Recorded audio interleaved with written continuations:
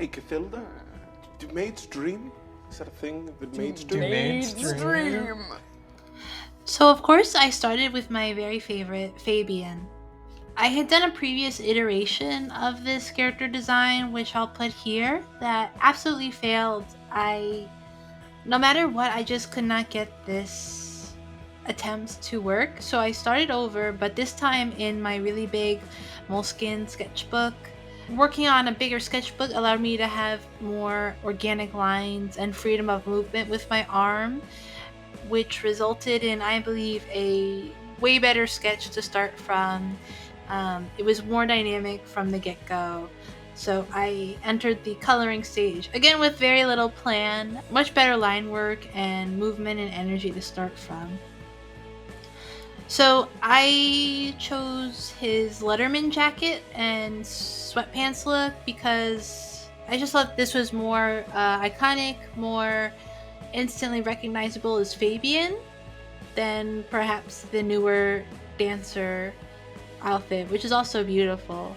But I went with the Letterman jacket. What I ended up doing was to contrast with the warm tones of his skin and the red of the jacket, I pushed his sweatpants to a cooler color, more towards the greens.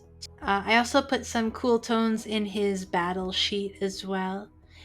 So this composition ended up being much better as he just takes up a lot more of the page. Here you see me drawing Fan Drangor. Again, just to make it a little bit more interesting, fill out the page a bit more, and just to really cement the fact that it's Fabian. Of course, we got the nice Baditas as well.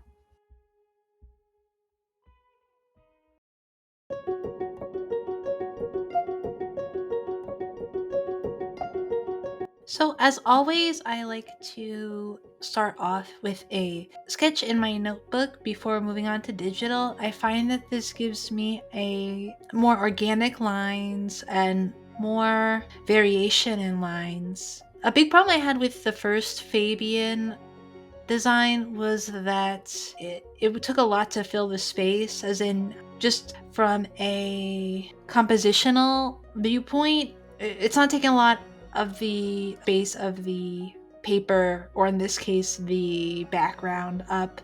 So I wanted to fix that this time, so I thought a good way to do that was to have Gorgug sitting on a tree stump, maybe something near his house. Of course, we know he lived with the Thistle Springs or in the big tree, so that was what I went with. He's, of course, holding his tin flower from the very first episode, and he is listening to some soundtrack mixtape that maybe Marianne this time created for him. And he has his goggles for his new Barbificer class. On the right, you could see me going in with details. I referenced another artist on Instagram called to study how warm and cool colors move throughout the face. In this case, Gorgug's skin tone is green, so it provides a little bit of a challenge to what will look good, but I think I did a decent job figuring that out.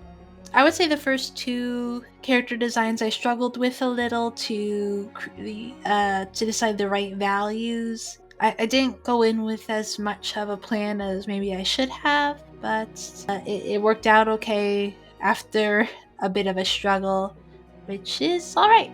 You can see me filling in the tree details here and giving that some nice texture that will just make the overall image more dynamic and really set him in a place in Inspire. So he has some threadbare boots and some rips in his jeans.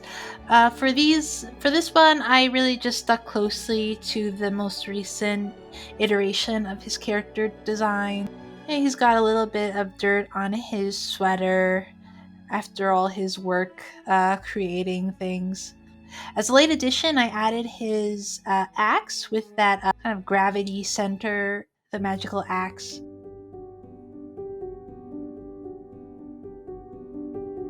So next was Addin, and for Addin, I wanted to switch up her outfit a bit because for this one I really wanted her to look more like a modern high school girl. So I referenced many East Asian fashion magazines, and I picked a skirt I really liked and I thought Addin would wear. You know, she is a bit bookish still, even though she is a powerful wizard and one of the bad kids, one of the coolest kids in the school, and an oracle, but she's still a bit bookish and reserved compared to her friends.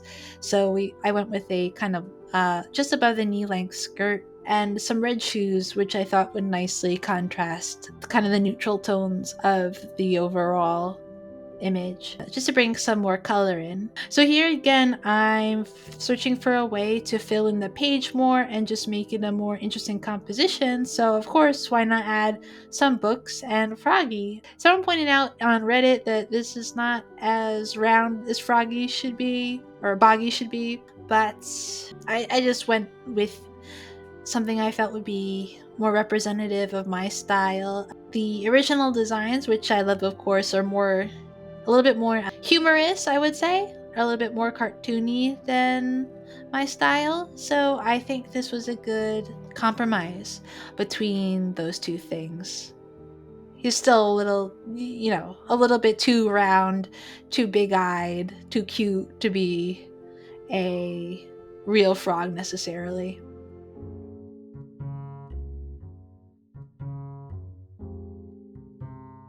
Next up was Riz. So here I'm pushing myself a bit more with the pose, something more dynamic, more action like. I found I don't know how the hell I came across it, but I found a nice fashion photo shoot where there's a guy, he's leaning back, and I kind of wanted that to be Riz taking aim at, I don't know, maybe Kipper Lily, Copper Kettle, or someone. And I ended up basing his face on the model as well. It's just a handsome guy, but a little bit on the nerdy side as well.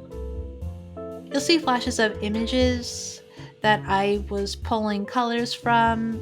Sometimes I'll really just look around and my reference photos or my mood board photos and want an exact color.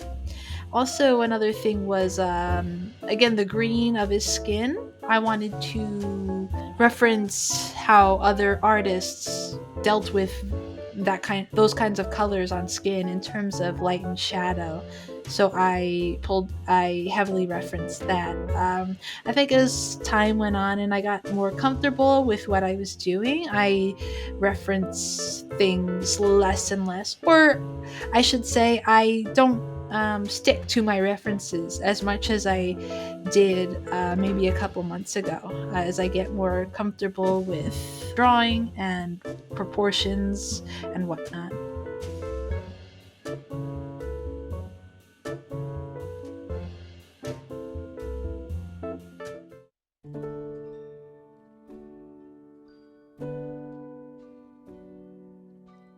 So this one was super fun. Of course, it's Kristen Appleby's. I was surprised she wasn't higher on the list because each time I asked people to vote for the character they would want next, and for some reason, Kristen and Fig were at the tail end of it. But it's a good thing because after my experience with drawing the other 4 characters, I was really ready to knock these out of the park, and I think these 2 really did push what I was trying to accomplish with this series.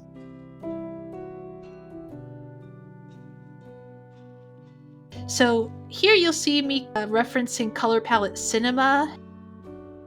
I was looking through it and I saw Harmony Korine's Spring Breakers, if you're familiar with that. It's a very kind of trashy exploitation film and something I think Kristen would love with all the hot girls in bikinis. So there you go.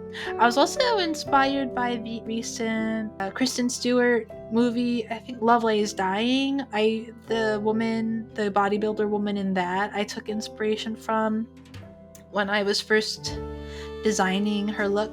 And I also referenced a influencer bodybuilder named Lean Beef Patty. She had a really great poses. She really knows how to pose and light herself so that we could see the muscles. And now that Kristen's core one of her core characteristics is being a muscle mommy these days, I really wanted to push that, which is why one of her leg pants is rolled up so you can see the muscles of her thighs. She's got this midriff so you could see her abs.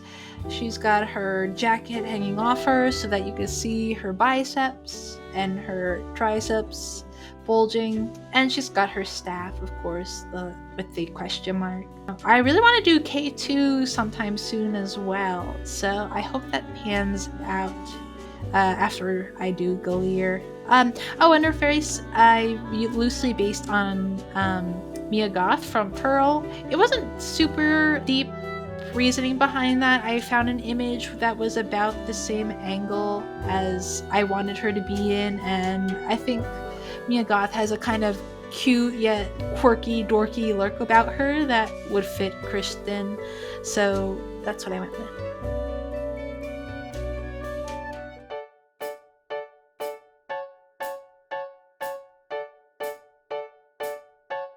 Last but not least is Fig. So I spent a lot of time going through references for this to get the right pose. I looked up girl rock bands, The Runaways, some others who I'll list here. It was really important for me to express her rock starness and her devil may care attitude. So I ended up going with this dynamic kind of classic rocker pose. For the outfit, I mostly stuck to the current character design iteration, but I did add this Eat Me shirt that I saw Chapel Roan wearing. Not to mention, I used Chapel Roan again very loosely as the basis for her face. I think it's pretty hard to gather that from what the end result ended up being, which is completely fine.